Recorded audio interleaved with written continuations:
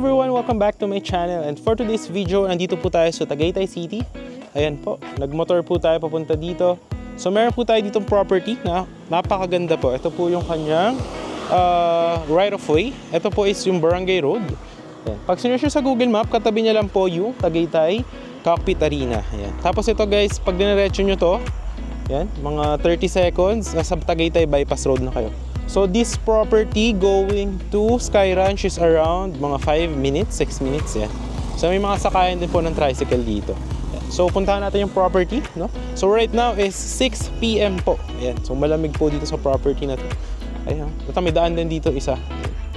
So tayo is nagmotor. Ayan. Ayan. So tayo is nagmotor.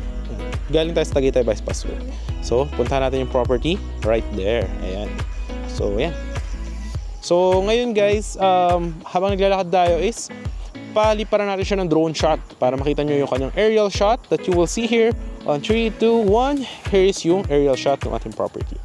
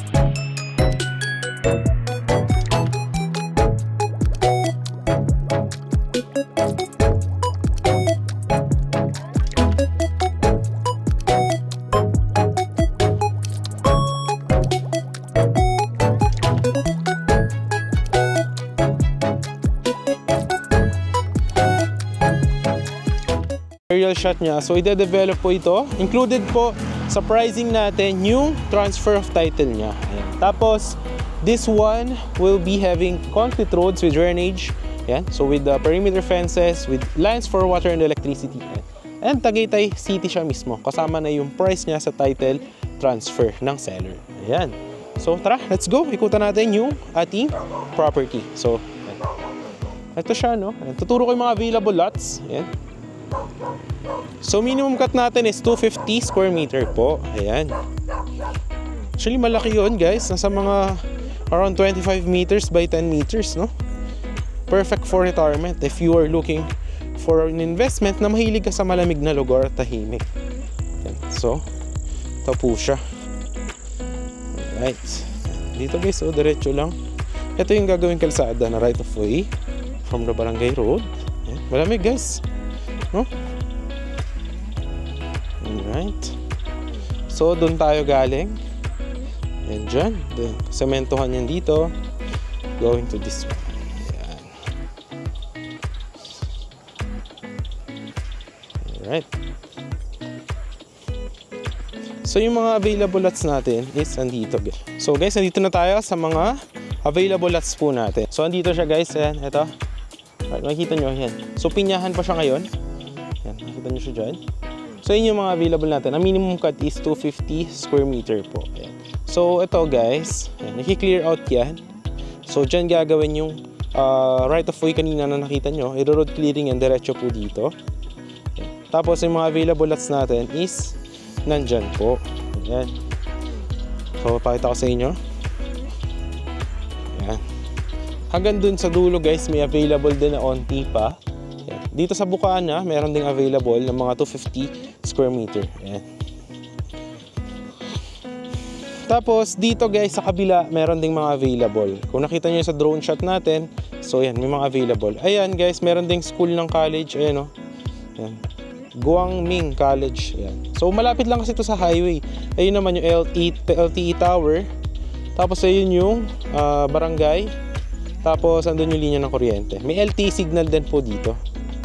Ayan. So yan. Few lots remaining. So few lots remaining na lang siya, guys. Ayan. Tapos nakita nyo naman yung drone shot niya. So yun yung kalakihan ng property. And ipapakita ko sa inyo kung ano ba yung makikita nyo after the development. Kung ano yung magiging itsura nito. Ayan.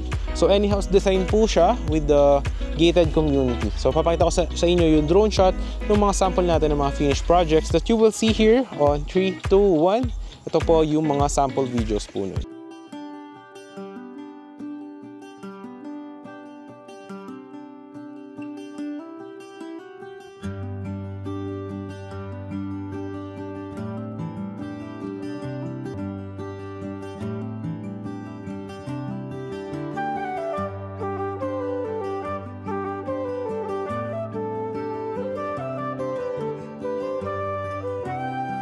Videos ng mga tapos na nating mga projects. Yan.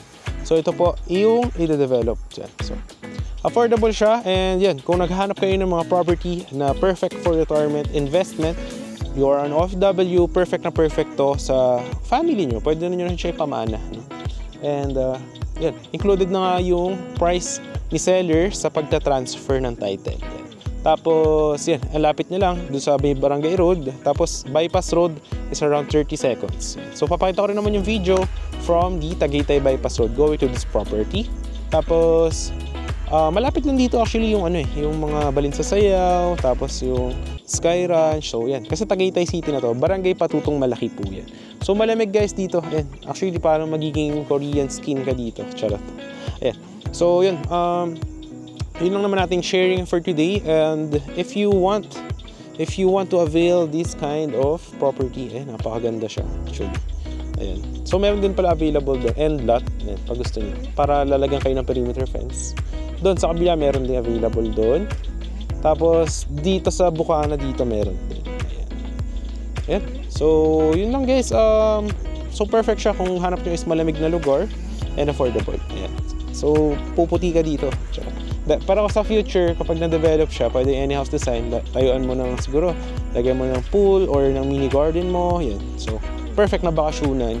And kung ikaw meron kang lupa sa Manila or house and lot, napaka-polluted na doon, and maingay dito, is you have your peace of mind naman. And at the same time, malapit lang din siya sa Calac, sa expressway. So, accessible din siya. So, yun.